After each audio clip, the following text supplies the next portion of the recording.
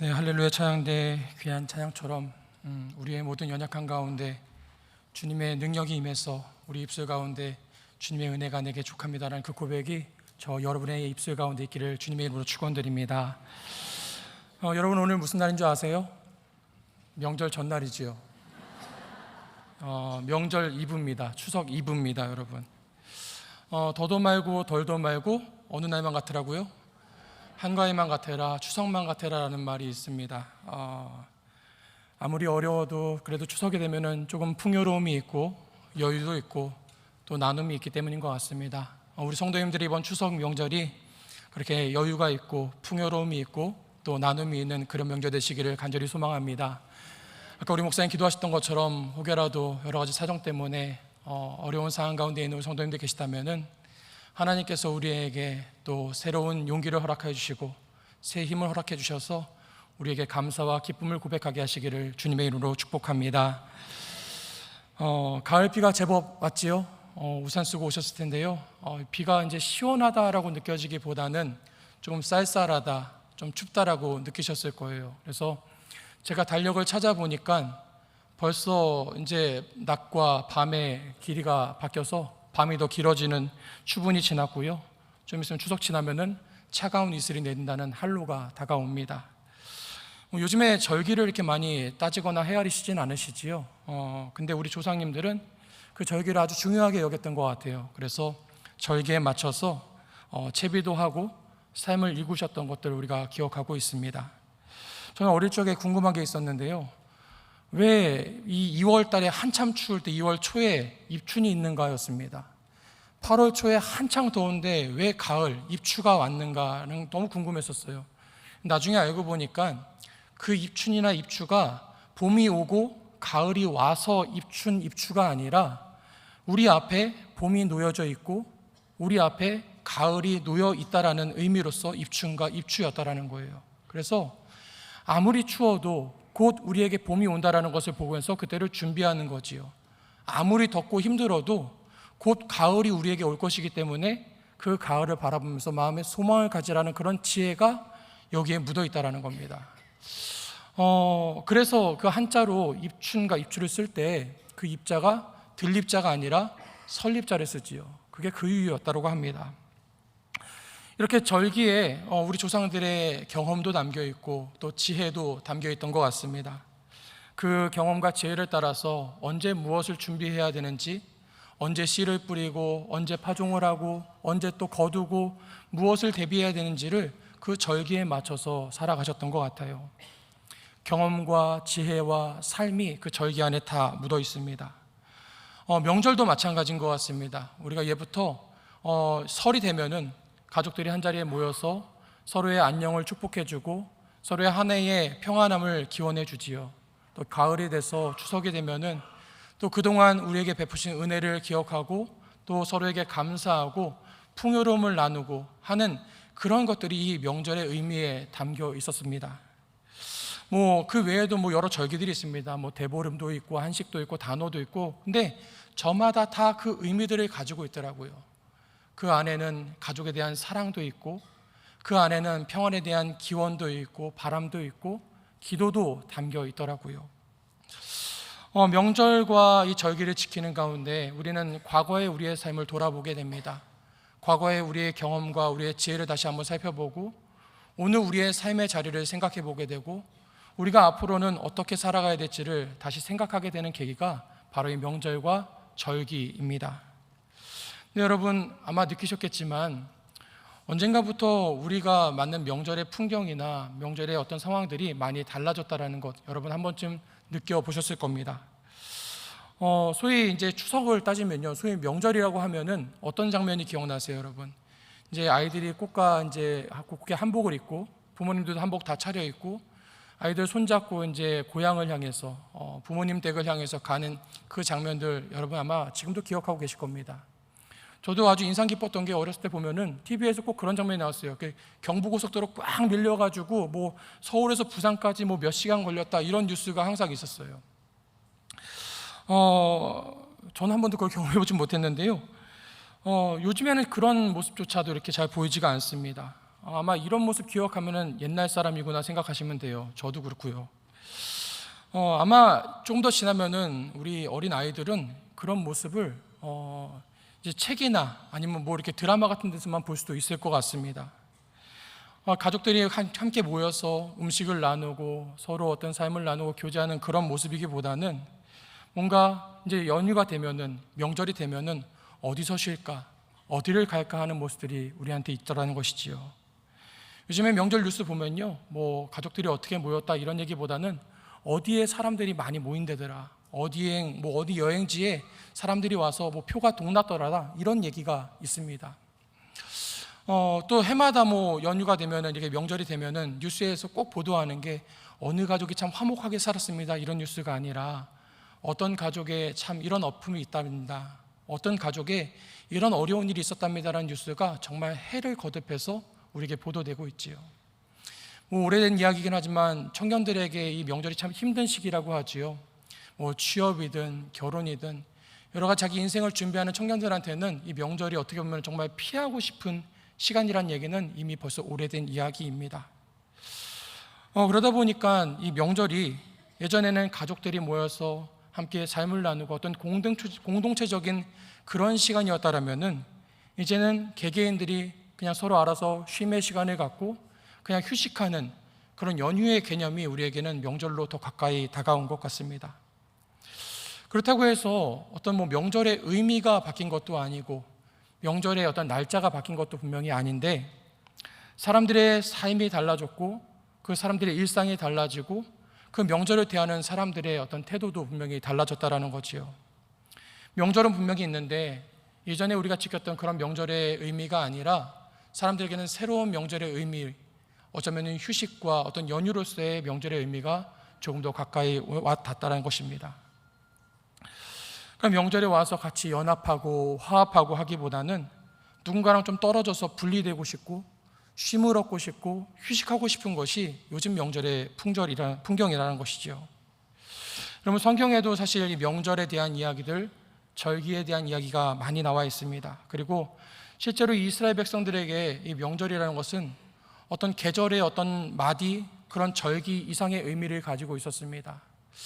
우리가 지키는 우리나라 명절하고 차이점을 꼽자면은, 우리나라 명절은 가족들이 모이는 명절이죠. 가족 중심의 명절인데 비해서 이스라엘 백성들의 명절은 공동체적인, 그리고 신앙 공동체, 그리고 성전을 중심에서 지키는 그런 명절이었습니다. 그래서 소위 큰 명절이라고 하면은 뭐 6월절이나 7.7절이나 초막절이라고 하면은 이스라엘 백성들은 제물을 가지고 성전을 향해서 올라갑니다. 그리고 그곳에 가서 하나님 앞에 제물을 드리고 예배를 드리는 것으로 명절을 셌던 것을 성경을 통해서 보게 됩니다. 여러분, 6월절이라는 명절 들어보셨죠? 무교절이라는 명절이랑 같이 붙어 있는데요, 우리가 그 의미도 잘 알고 있습니다. 이스라엘 백성들이 400년 가까운 세월 동안 애굽에서 그 억압 가운데 있을 때 하나님께서 그들의 아픔을 들으시고 그들을 건져내기로 결심하시지요. 그리고 나서 이스라엘 백성들을 구원하셨던 그 일, 그 사건을 기억하기 위해서 이스라엘 백성들은 6월절을 지키고 또 무교절을 지켰습니다. 하나님께서 이스라엘 백성들 건지시기 위해서 애굽에 10가지 재앙을 내리셨을 때 그 마지막 재앙으로 장자의 죽음을 말씀하시고 그 재앙을 피하기 위해서 이스라엘 백성들에게 온 집안에 있는 누룩을 다 없애라라고 명령하셨습니다. 그러니까 무교하라는 말씀이시죠. 그 무교절이 있고요. 그래서 그 무교절에 그 누룩을 다 치워버린 다음에 또 그 백성들에게 또 양을 잡게 하셔서 그 양의 피를 문설주에 바르게 하시고, 그래서 그 죽음으로 인해서 그 집을 넘어가게 하는 6월절, 그 명절을 지키게 하셨던 것, 그것이 지금까지 내려져 오는 6월절 명절이었습니다. 초실절이라는 명절이 있는데요, 말 그대로 이스라엘 백성들이 자기들이 그 재배한 그 모든 곡식 중에서 가장 첫 번째 단을 하나님 앞에 드리는 것이 바로 이 초실절 절기였었습니다. 초실절이 지나서 한 50일 정도가 지나면요, 77절이라고 해서 우리식으로 따지면 감사절의 절기를 지킵니다. 그 감사절에는 그동안 하나님께서 우리에게 주신 그 열매들, 그 결실들에 감사하는 절기이기도 하고요, 하나님께서 모세를 불러서 그에게 계명을 주신 것을 기념하기도 합니다. 이 77절이 신약에 오면은 오순절이라고 불리면서 우리가 알고 있는 오순절 성령 강림 사건도 바로 이 77절에 일어난 것이고요, 또 교회사적으로는 교회가 처음 시작된 그 절기가 바로 이 오순절이다라고 보기도 합니다. 또 나팔절이라는 절기가 있습니다. 이 나팔절은 이름과 같이 나팔을 부는 절기인데요. 우리식으로 따지면은 새해, 설과 비슷한 명절입니다. 그러니까 새로운 시간을 주신 그 하나님 앞에 감사하면서 사람들이 나팔을 불면서 다시 우리의 삶을 하나님 앞에 세워두고 우리의 신앙의 새로운 도전과 도약을 하나님 앞에 결단하는 시간이 이 나팔절이라는 절기입니다. 나팔절이 또 지나면요, 또 새로운 절기가 옵니다. 속죄일이라는 절기인데요. 그 속죄일이 되면은 대제사장이 이스라엘 백성들 전체의 죄를 가지고 하나님 앞에 그 지성소로 나가서 그 죄를 속죄를 하나님 앞에 기원합니다. 그리고 그 백성들은 그 회막 밖에서 함께 모여서 금식하고 기도하면서 참회하면서 하나님의 그 은혜를 구하게 되지요. 초막절이라는 절기가 또 있습니다. 초막절은 말 그대로 초막을 짓는 건데요.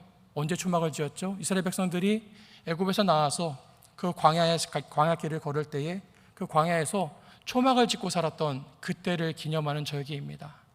여러분, 광야 그리고 초막을 생각해 보세요. 그게 어떤 의미였을까요?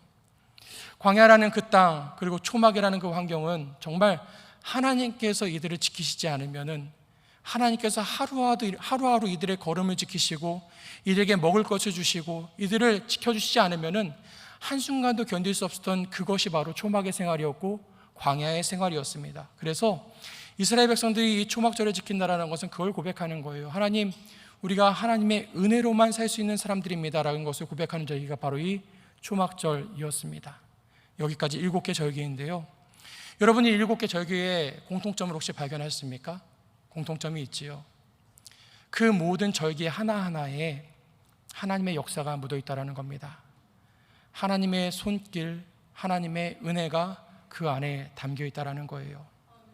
그 첫 절기가 시작된 그 순간에 하나님의 은혜의 사건이 그들 가운데 있었다라는 겁니다. 하나님께서 그들에게 절기를 주실 때에 그 모든 절기 안에 하나님과의 긴밀한 은혜를 그들에게 허락해 주셨다는 것이고요. 그 어떤 것도 하나님과 분리돼서는 생각할 수 없는 것. 그래서 이스라엘 백성들로 하여금 그 절기를, 그 명절을 지키는 동안 하나님께 더 가까이 나오라 하시는 그 하나님의 음성이 그 명절 가운데 새겨져 있더라는 것입니다. 말 그대로 명절은, 이스라엘 백성들에게 명절은 하나님 앞에 다시 가까이 나아가는 시간이었습니다. 그래서 이전에 우리에게 베풀어 주신 하나님의 은혜를 기억하고 지금 그 은혜가 오늘 우리의 삶까지 이어지고 있음을 다시 한번 바라보면서 우리에게 베푸신 은혜를 바라보면서 나아가는 그 시간이 바로 이스라엘 백성들에게 명절의 시간이었습니다. 명절을 보내면서 기억하는 거지요.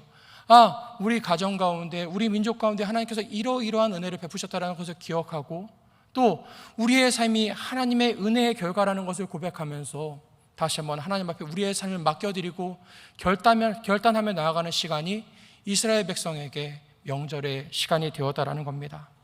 여러분, 우리가 이 명절의 의미를 깨닫게 된다면요, 하나님께서 이스라엘 백성들에게 왜 그렇게 그 명절을 중요하게 말씀하셨는지, 성도들에게 왜 그 명절을 지키라고 말씀하신지를 우리는 깨닫게 됩니다. 다른 것이 아니라 명절 하루 동안 그동안 너희도 고생했으니까 그 하루만큼 잘 먹고 잘 쉬어라라는 의미가 아니라 그 명절에 나에게 더 가까이 나오라는 하나님의 말씀이었고요, 내게 나와 나의 은혜를 누리라는 하나님의 은혜의 초대였다라는 것이지요. 그리고 하나님 말씀하시는 거예요. 너희들이 누구인지를 기억하라는 겁니다. 너희들이 어떤 사람인지를 기억하라는 겁니다. 그 이스라엘 백성들 어떤 사람들입니까? 죄로 인해서 죽을 수밖에 없었던 그 사람들, 멸망할 수밖에 없었던 그 사람들이 하나님의 은혜로 인해서 구원받아서 하나님의 백성된 사람들이라는 것을 다시 기억하라라고 말씀하시는 거예요. 하나님께서 다시 말씀하시는 겁니다. 내가 누구인지를, 너희를 구원한 여호와가 누구인지를 기억하라고 말씀하시는 겁니다. 너희들이 아무리 죄 가운데 있었지만 내가 너희를 끄집어내서 너희를 하나님의 백성으로 삼고 너희의 연약함과 부족함이 있었지만 끝끝내 하나님의 백성으로 부르셔서 약속의 땅으로 인도하신 그 나 하나님 여호와라는 것을 다시 기억하라라고 그 명절 가운데 말씀하시는 것입니다. 하나님이 이 명절을 강조하신 이유가 있어요. 그 명절을 지키라라고 명령하신 그 이유는요, 다른 것이 아닙니다. 그 명절을 기억하라 말씀하신 그 이유는요, 까먹기 때문이에요. 잊어버리기 때문이에요. 내가 누구인지를 잊어버리고 내가 어떻게 살아가는 사람인지를 잊어버리고 나에게 하나님이 어떤 분인지 잊어버리고 그 하나님이 나에게 어떤 분인지를 잊고 살아가기 때문에, 그래서 마치 내가 은혜 없이 살아가는 사람처럼, 나에게 은혜가 주어지지 않은 것처럼, 나에게 하나님께서 은혜를 그치신 것처럼, 아니 하나님이 없어도 되는 사람처럼 살아가고 있기 때문에 하나님이 안 계신 것처럼 낙심하고 절망하고 원망하고 살아가고 있는 그들에게 하나님께서 명절을 지키라고 말씀하신 그 이유가 바로 거기에 있다라는 것입니다. 여러분, 고린도전서를 우리가 오늘 본문으로 봤는데요, 고린도전서는 여러분 아시는 것처럼 바울 사도께서 고린도 교회에 쓰신 편지지요. 그리고 그 고린도 교회는 바울 사도로부터 시작된 교회라고 알려져 있습니다. 많이 들어보셨겠지만 고린도라는 도시는 참 큰 도시였었어요. 사람들도 참 많이 했고요, 거기는 물자도 많이 유통되는 정말 온갖 무역의 중심지가 바로 이 고린도였었습니다. 그러다 보니까 이 안에는 여러 종교들이 많이 있었어요. 종교도 많고 문화도 많고 그런 것들이 아주 성행했던 그런 도시였었어요. 그런데 하나님께서 이 도시에 교회를 세우신 거예요. 이 큰 도시, 사람들이 많이 오고 가고 온갖 세상의 유행들이 음란하는 그 도시에 하나님께서 바울 사도와 믿음의 사람들을 세우셔서 그 도시 한가운데 교회를 세우셨습니다. 그런데 시간이 얼마가 지나서 예상하지 않았던 일이 고린도 교회 안에 일어나기 시작하지요. 그 고린도 교회 안에 성도들과 성도들 사이에서 분쟁이 일어나기 시작하고 분열이 일어나기 시작하고 성도들의 삶 가운데 그동안 찾아볼 수 없었던 죄의 모습들과 욕망이 그들을 집어삼키기 시작합니다. 그들에게 있었던 이전의 그 은혜의 감동들, 하나님께서 구원하신 그 은총의 기쁨이 그들에게 사라지고 그들에게 어느 순간부터 그저 교회의 이름만 남아있는 거예요. 고린도라는 그 큰 도시에 남아있는 교회, 그리고 그 큰 도시에 세워진 교회의 성도들이라는 그 이름만 남아버리게 되었다라는 것이지요. 그래서 바울 사도께서 오늘 본문에서 본 것처럼 그 고린도 교회 성도들에게 말씀하고 있습니다. 명절을 지키되. 여러분, 우리가 다시 명절을 지켜나갑시다. 우리가 다시 한번 하나님 앞에 명절을 지켜나갑시다라고 이야기합니다. 성도 여러분, 우리가 하나님 앞에 명절을 지키기를 원합니다. 여러분, 이게 무슨 의미일까요? 예전처럼 유월절 지키고 무교절 지키고 초실절 지키고 그 때를 꼬박꼬박 지키십시다, 이런 이야기가 아닙니다.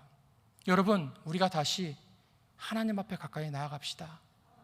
하나님의 은혜 가운데 가까이 나아갑시다라는 바울 사도의 권면이었습니다. 성도들에게 그렇게 호소합니다. 고린도 교회 성도 여러분, 우리가 누구입니까? 하나님의 은혜로 구원받은 사람들 아닙니까? 여러분, 우리 교회가 어떤 교회입니까? 하나님께서 우리 한 사람 한 사람을 부르셔서 주님께서 머리 되어주시고 주님의 거룩한 몸으로 삼아주신 그런 우리 고린도 교회가 아닙니까? 라고 그들에게 말하고 있는 것입니다. 그러면서 성도들에게 당부하지요. 성도 여러분, 우리 안에 있는 그 묵은 누룩들을 제거해 버립시다. 우리 안에 있는 그 죄악된 습성들을 다 벗어버립시다.